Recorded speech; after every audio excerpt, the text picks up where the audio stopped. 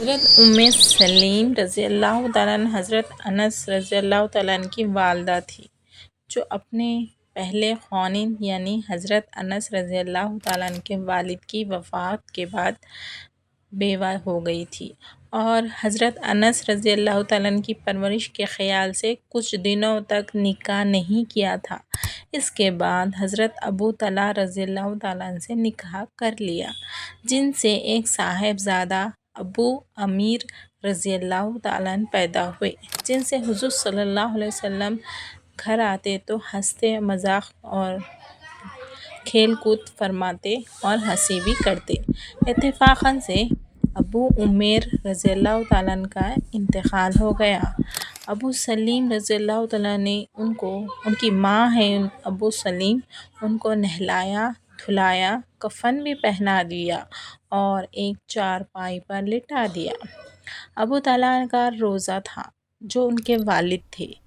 ابو سلیم رضی اللہ تعالیٰ نے ان کے لیے کھانا بنایا، تیار کر خود بھی آراستہ ہو گئی یعنی تیار ہو گئی، خوشبو بھی لگائی، اور رات کو خاوند آنے کے بعد کھانا بھی دیا، اور بچے کا حال جب خاوند نے پوچھا تو کہہ دیا وہ تو بہت آرام سے ہے، سکون میں ہے، معلوم ہوتا ہے بالکل اچھا ہو گیا۔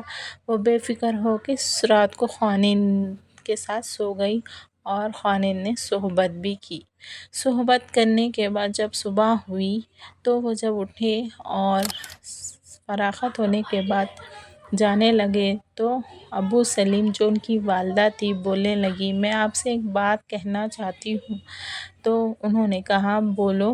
انہوں نے بولا کہ اگر کوئی شخص کسی کو مانگی چیز دے دے پھر وہ اسے واپس لینے لگے تو واپس کر دینا چاہیے یا اسے روک لے کر واپس نہ کیا جائے؟ وہ کہنے لگے کہ ضرور واپس کر دینا چاہیے، روکنے کا کیا حق ہے، مانگی چیز کا تو واپس کرنا ہی ضروری ہے۔ یہ سن کر ابو سلیم جو ان کی والدہ تھی کہنے لگی، تمہارا لڑکا جو اللہ کی امانت تھا وہ اللہ نے لے لیا۔ ابو طلحہ رضی اللہ تعالیٰ کو بہت رنج ہوا اور کہنے لگے تم نے مجھ کو خبر بھی نہ کی۔ صبح کو حضور صلی اللہ علیہ وسلم کی خدمت میں ابو طلحہ نے سارا قصہ سنایا۔ ایسی ہوئی بات حضور صلی اللہ علیہ وسلم نے دعا فرمائی اور فرمایا شاید اللہ جل شانہ اس رات میں برکت عطا فرما دی تھی۔ ایک انصاری کہتے ہیں کہ میں نے حضور صلی اللہ علیہ وسلم کی دعا کی برکت بھی دیکھی۔ اس رات کے حمل سے عبداللہ بن ابی طلحہ رضی اللہ تعالیٰ عنہ پیدا ہوئے، جن کو 9 بچے ہوئے۔ سب نے قرآن شریف پڑھا۔ بڑے صبر اور ہمت کی بات ہے کہ اپنا بچہ مر جائے اور ایسی طرح برداشت کرے کہ خاوند کو بھی محسوس نہ ہونے دے۔ چونکہ خاوند کا روزہ تھا اس لیے اس نے نہیں بتایا، اس لیے خیال ہوا کہ خبر ہونے پر کھانا بھی مشکل ہوگا۔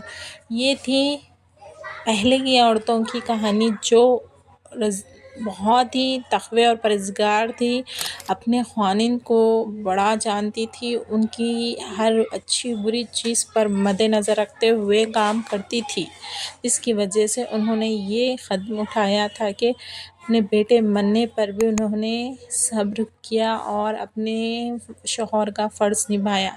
تو سوچئے آج کل کی جو عورتیں ہیں اپنے خاوند کے ساتھ کیسا برتاؤ کرتی ہیں۔ الحمدللہ اللہ تعالیٰ ہمیں سوچنے اور سمجھنے سے زیادہ، بولنے سننے سے زیادہ عمل والا بنا دے، ہمیں شوہر کی عزت اور ان کا احترام کرنے والا بنا دے، اور ان کی عزت کو جان کے ادا کرنے والا فرض بنا دے۔ تو کیسی لگی آپ کو اسٹوری ضرور بتائیں، اور میرے چینل کو لائک شیئر سبسکرائب ضرور کریں، اور اس عالمی زمانے میں دین کو قائم کریں۔ جزاک اللہ خیر۔ السلام علیکم۔